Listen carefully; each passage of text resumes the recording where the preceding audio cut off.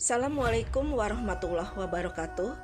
Saya Teti Purwanti, calon guru penggerak angkatan 6 dari SMP Negeri 13 Kota Serang. Kali ini saya akan memaparkan modul 1.4 tentang aksi nyata, di mana dalam aksi nyata ini saya akan membagikan pemahaman dan pengalaman dalam menerapkan konsep-konsep inti dalam modul budaya positif. Untuk melaksanakan kegiatan aksi nyata ini, yang pertama kali yang saya lakukan adalah membuat rancangan tindakan untuk aksi nyata.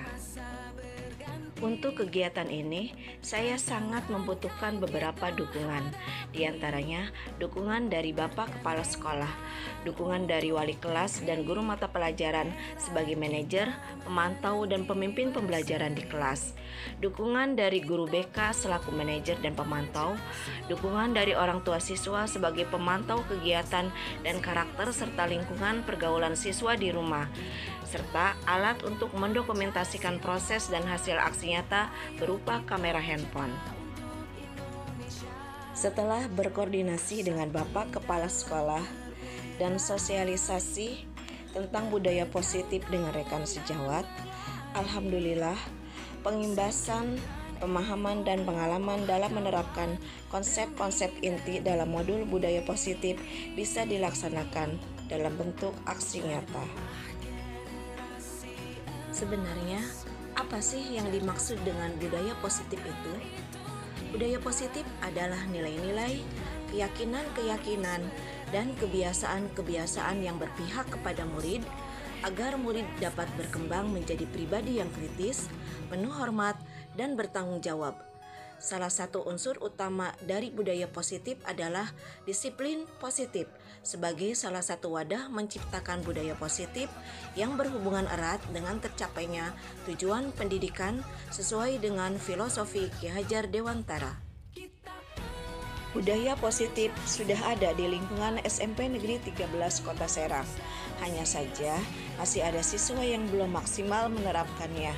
Di antara budaya positif tersebut adalah yang pertama, budaya 5S, senyum, salam, sapa, sopan, dan santun. Budaya positif selanjutnya adalah tadarus sebelum kegiatan belajar mengajar berlangsung. Tujuan kegiatan tadarus ini adalah untuk membiasakan peserta didik membaca Al-Quran setiap harinya meskipun hanya beberapa ayat namun berkelanjutan. Selain itu juga untuk meningkatkan keimanan dan ketakwaan kepada Allah Subhanahu wa Ta'ala sesuai dengan salah satu profil pelajar Pancasila, yaitu beriman bertakwa kepada Tuhan Yang Maha Esa. Harapan sekolah dengan kegiatan tadarus ini peserta didik semakin kuat iman dan takwanya. Budaya positif selanjutnya adalah rutin melaksanakan kegiatan upacara bendera setiap hari Senin, di mana manfaat mengikuti upacara bendera adalah memperkuat persatuan dan kesatuan bangsa serta negara kesatuan Republik Indonesia, membiasakan bersikap tertib dan disiplin, meningkatkan kemampuan memimpin, menumbuhkan rasa tanggung jawab siswa, dan mempertebal semangat kebangsaan dan cinta tanah air.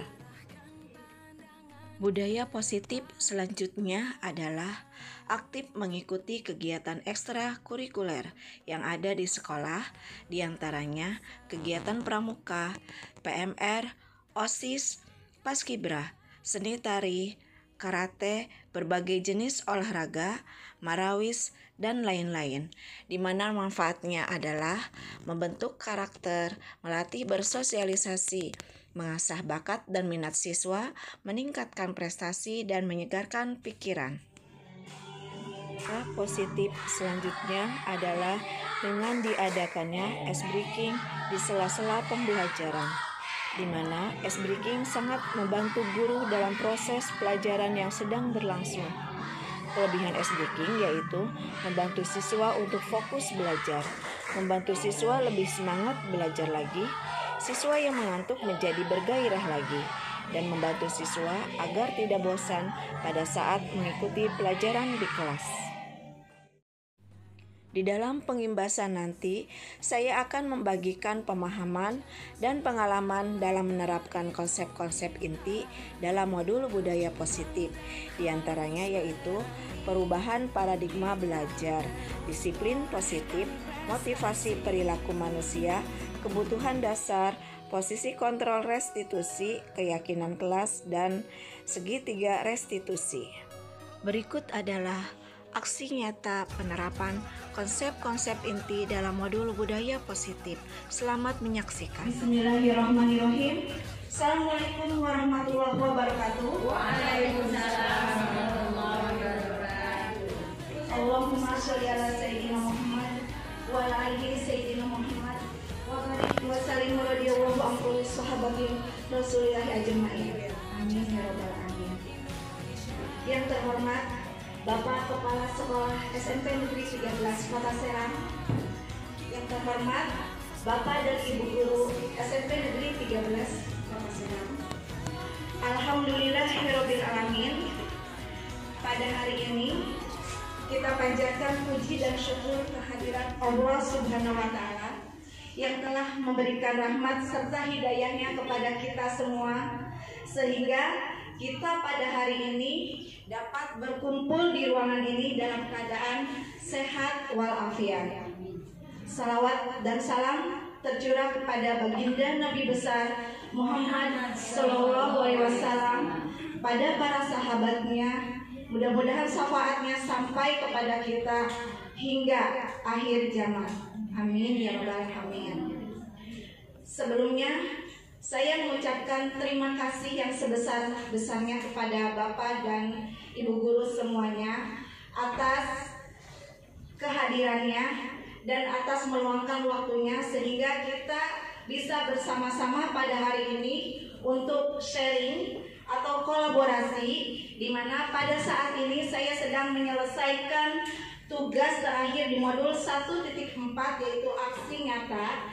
Jadi di sini saya akan membagikan pemahaman dan pengalaman dalam menerapkan konsep-konsep inti dalam modul budaya positif.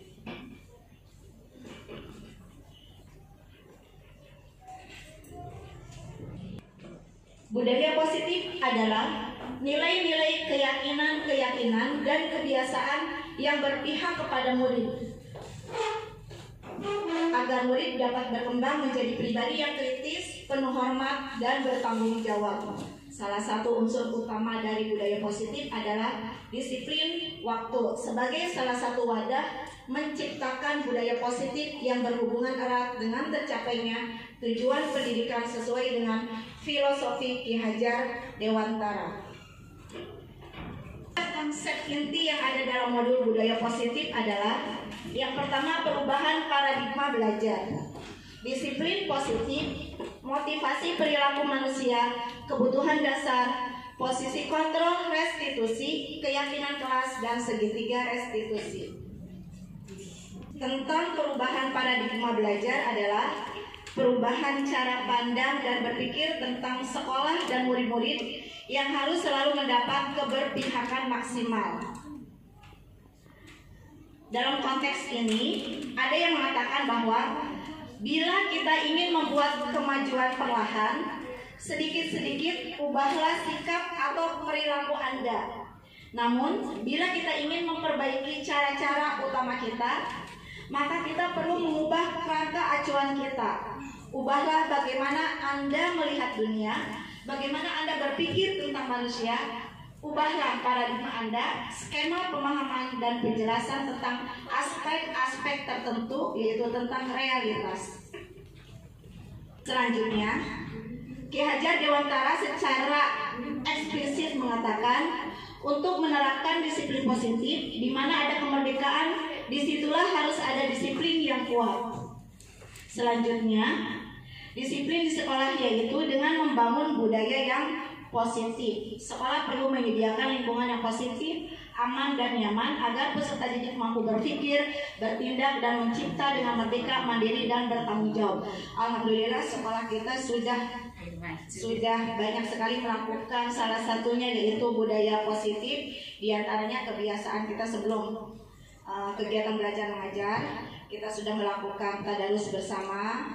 Terus dikarenakan kita sudah mulai sampai full day, yang pulang jam 3, pas pada sholat duhur kita sudah bisa bersama-sama berjamaah dengan para siswa.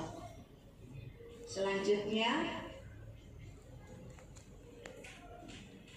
motivasi perilaku manusia.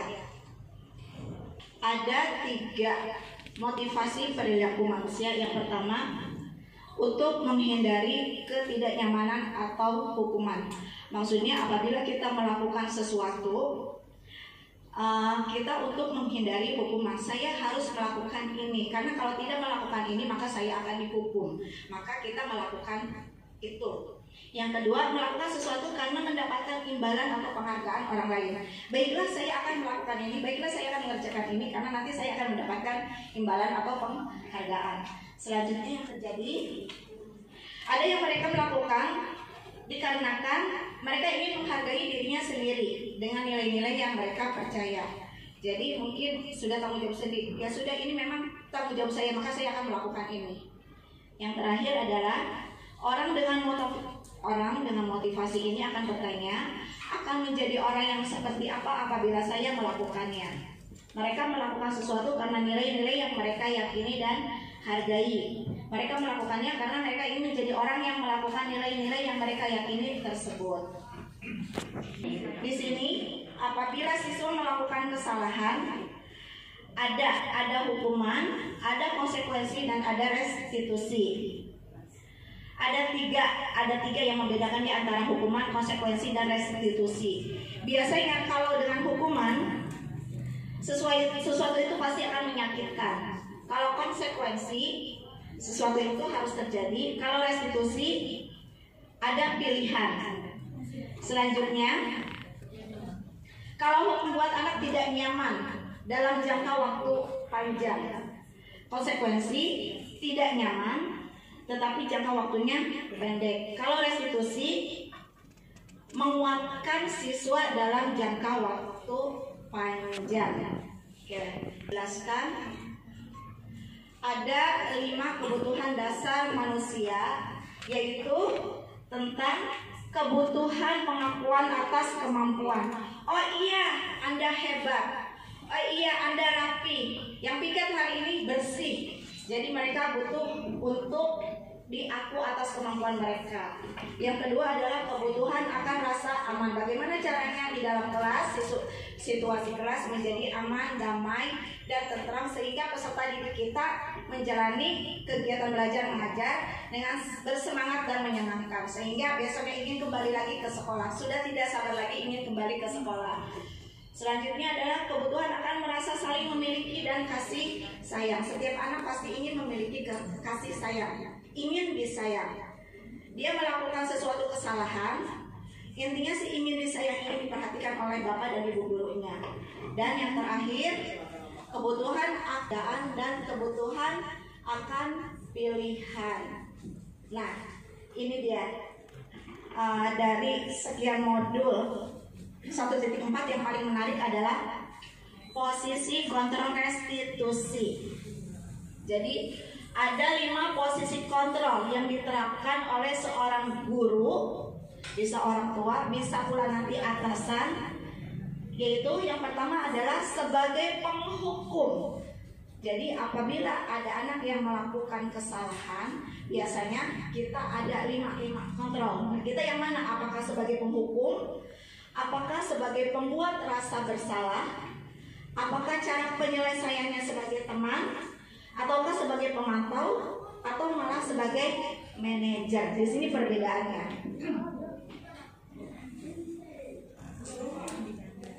Bila kita posisinya sebagai posisi kontrol penghukum, jadi ketika anak melakukan kesalahan, kita posisinya sebagai penghukum. Biasanya penghukum itu bisa menggunakan hukuman fisik maupun verbal. Yang menjalankan posisi penghukum senantiasa mengatakan bahwa sekolah memerlukan sistem atau alat yang dapat menekan murid-muridnya lebih dalam lagi sehingga mereka bisa mengikuti peraturan. Kalimatnya biasanya seperti ini: patuhi aturan saya, atau awas, kamu selalu saja salah. Atau pasti selalu saja kamu terakhir menyelesaikan pekerjaan ini? Nah, guru seperti ini senantiasa percaya bahwa hanya ada satu cara agar pembelajaran bisa berhasil, yaitu dengan cara dia sebagai penghukum. Biasanya ciri-cirinya adalah, benar atau tidak ya? Suaranya tinggi, kencang, ya, terus keras ya, matanya melotot, jari menunjuk, ya, itu saya banget,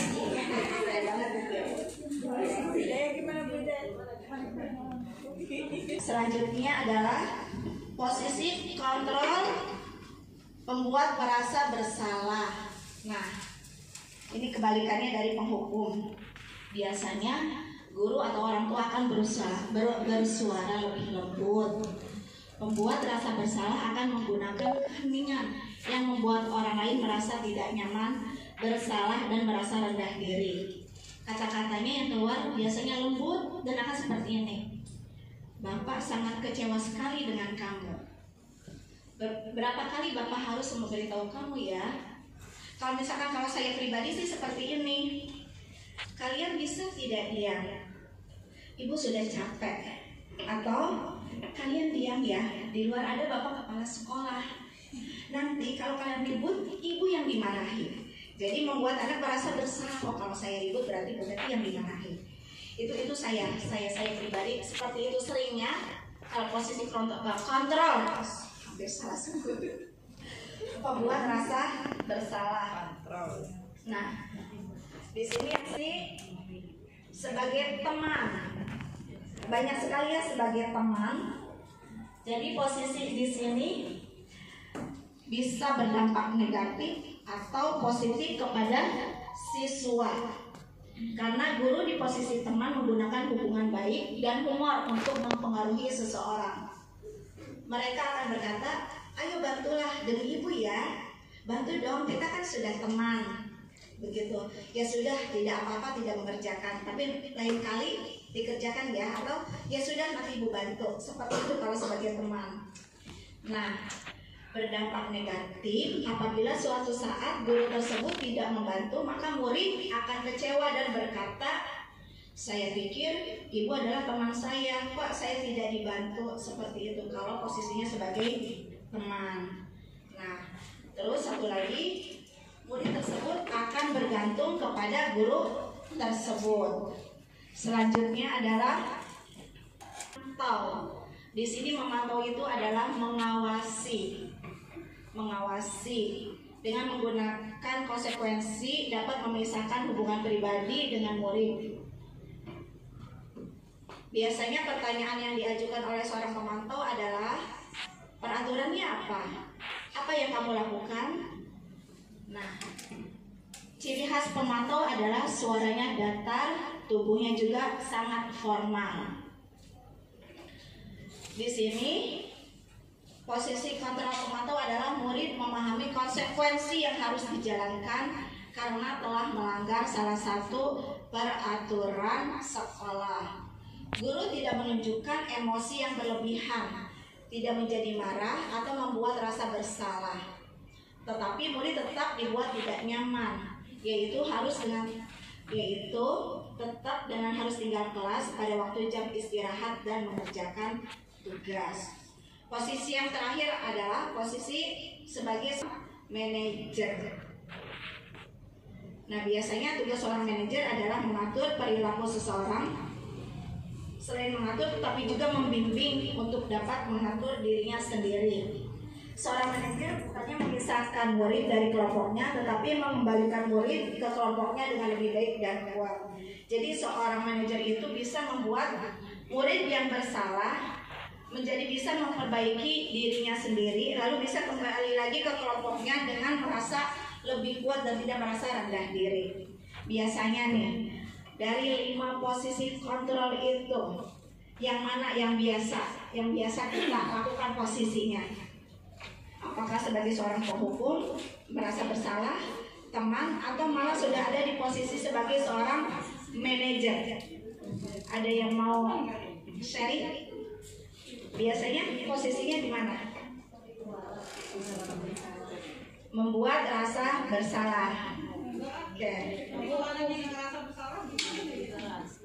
Iya, kalau saya pribadi ada di dua itu. Kalau tidak sebagai penghukum, kalau tidak membuat rasa bersalah si anak, selalu seperti itu. Tetapi setelah mempelajari posisi kontrol ini, akhirnya mulai bisa menata emosi dan selalu bertanya dulu sebelum marah kepada anak, mengapa anak melakukan hal seperti itu. Karena pada dasarnya apabila kita melakukan sesuatu pasti ada alasannya. Jadi tanyakan dulu alasannya kenapa melakukan hal seperti itu. Ya, keyakinan kelas itu adalah salah satu disiplin positif yang bisa kita terapkan dalam membangun budaya positif di sekolah. Mengapa keyakinan kelas? Kenapa bukan peraturan kelas saja? Keyakinan dengan peraturan salah satu contohnya adalah mengapa kita kalau menggunakan motor sedang mengendarai harus menggunakan helm? Alasannya karena demi keselamatan. Berarti kita sudah meyakini bahwa dengan menggunakan helm berarti meminimalisir kecelakaan. Jadi untuk keselamatan diri kita sendiri. Nah, seperti itulah dengan yang namanya keyakinan. Apabila kita sudah yakin dengan sesuatu, maka kita akan mengikuti hal tersebut. Mengapa kita harus mencuci tangan sebelum makan? Ya untuk agar kesehatan. Jadi kalau kita punya keyakinan bahwa kita harus mencuci tangan, maka kita akan terus-menerus akan mengikuti keyakinan tersebut. Keyakinan kelas itu akan lebih memotivasi seseorang dari dalam atau memotivasi secara intrinsik. Nah, pembentukan kelas bisa dilakukan di dalam kelas. Ini saya sedang mencoba membuat keyakinan kelas di kelas 7C. Kebetulan saya adalah wali kelas 7C. Jadi kita sudah sepakat bahwa petugas piket harus bertanggung jawab atas kebersihan di dalam kelas. Selanjutnya harus bersikap jujur, bersikap tenang saat pembelajaran berlangsung, saling tolong-menolong, belajar disiplin, selalu tepat waktu. Nanti kita bisa lagi membuat keyakinan kelas lagi bersama di kelas. Nah, ini yang dinamakan dengan segitiga restitusi. Restitusi adalah proses menciptakan kondisi bagi murid untuk memperbaiki kesalahan mereka sehingga mereka bisa kembali pada kelompok mereka dengan karakter yang lebih kuat. Jadi segitiga restitusi ini menjelaskan tentang bagaimana caranya menangani anak yang bermasalah sehingga anak tersebut bisa memperbaiki kesalahan mereka dan bisa kembali kepada kelompok mereka. Restitusi mengajarkan murid untuk mencari solusi dan untuk mencari masalah. Nah, ada 3 langkah dalam teori restitusi, yaitu validasi tindakan yang salah. Di tahap validasi tindakan yang salah, teori kontrolnya adalah semua perilaku memiliki alasan. Jadi kita bisa menanyakan, apakah benar kamu telah melakukan hal itu, nak? Kamu pasti mempunyai alasan mengapa kamu melakukan hal itu. Atau hal tersebut menurut kamu baik atau benar? Contohnya seperti itu. Dan yang terakhir, kamu menyesal telah melakukan hal seperti itu. Itu namanya validasi tindakan yang salah. Jadi diharapkan para guru atau orang tua ketika anak melakukan permasalahan, kita melakukan awalnya adalah validasi tindakan yang salah dulu. Tanyakan alasannya, apakah menyesal. Lalu selanjutnya adalah menstabilkan identitas. Jadi katakan kepada anak tersebut, iya nak, ibu juga pernah melakukan kesalahan. Atau tidak ada manusia yang tidak melakukan kesalahan. Nah, jadi artinya berbuat salah itu adalah manusiawi. asalkan kita menyadari kesalahan tersebut dan berjanji tidak akan mengulangi kesalahan itu lagi. Maksudnya seperti itu ya. Dan yang terakhir adalah menanyakan tentang keyakinan kelas. Jadi bagaimana keyakinan kelas yang telah kita sepakati? Apabila anak-anak teringat tentang keyakinan kelas yang sudah disepakati, biasanya mereka akan menyadari kesalahan mereka. Demikianlah pemaparan saya tentang pemahaman dan pengalaman dalam menerapkan konsep-konsep inti dalam modul budaya positif. Ya, kurang dan lebihnya mohon maaf. Assalamualaikum warahmatullahi wabarakatuh.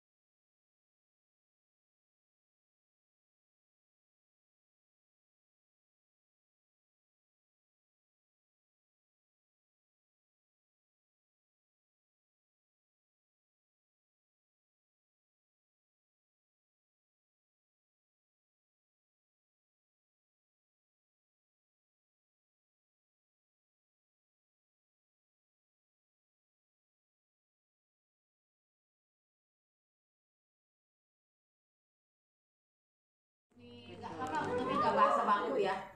Jadi sama kesepakatan pada saat itu aja nggak bisa. Ini sering kita lakukan sih sebetulnya.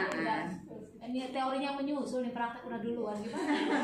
Banyak yang perlu katanya kan belajar hal-hal yang mungkin misalnya kayak kadang keceplosan hukum ya, keceplosan masih menghukum.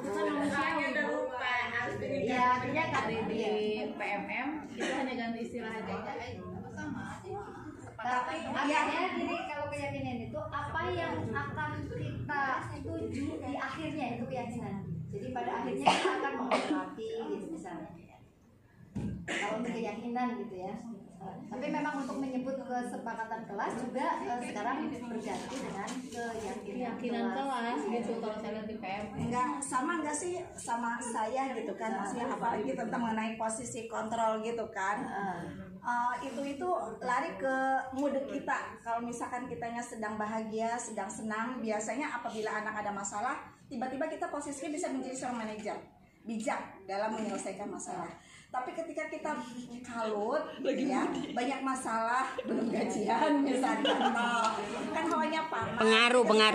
Tiba-tiba kita menjadi seorang penghukum. Ada nggak sih yang sama dengan saya seperti itu? Ada. Jadi bagaimana mood kita pada saat itu, terutama guru BP, bagaimana? Apakah kita harus profesional? Bagaimanapun perasaan kita tetap harus sebagai seorang manajer. Nah yang terakhir itu harus profesional yang jelas mah. Kita kan guru profesional, sudah mendapat sertifikat guru profesional. Betul. Coba gimana Bu Yayan dan saya sebagai siswanya? Gimana? Ayo Bu Yayan. baru mantul apa Ayo. Materinya saya tuh Ntar biarin itu dikasih tari tortor kan. Itu artinya kan gerakannya paling mudah banget, cuman gitu-gitu doang. Iya, Ada betul. gitu-gitu doang, ikutin semuanya kan. Pas akhirnya tuh kan geraknya kayak gini juga nih. Nah nih, ini tuh gerakan pulang ya nak. Oh itu pulang ya. Oh semuanya atas sampean. Padahal pulang kikian ya.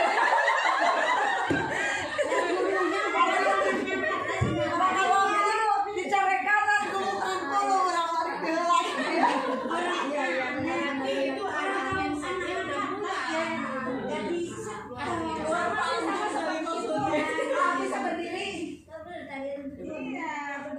jawabannya bisa. Jadi ya Bapak Ibu saya mau berdiri, ternyata saya mau berdiri, benar yang minta izin kita sendiri. Ya, cuma tadi pacak benar, bagus. Yuk balik kami. Demikianlah pengimbasan tentang pemahaman dan pengalaman dalam menerapkan konsep-konsep inti dalam modul budaya positif yang dilaksanakan di Sekolah SMP Negeri 13 Kota Serang bersama Bapak Kepala Sekolah dan Dewan Guru. Terima kasih atas perhatiannya. Wassalamualaikum warahmatullahi wabarakatuh. Salam Guru Penggerak.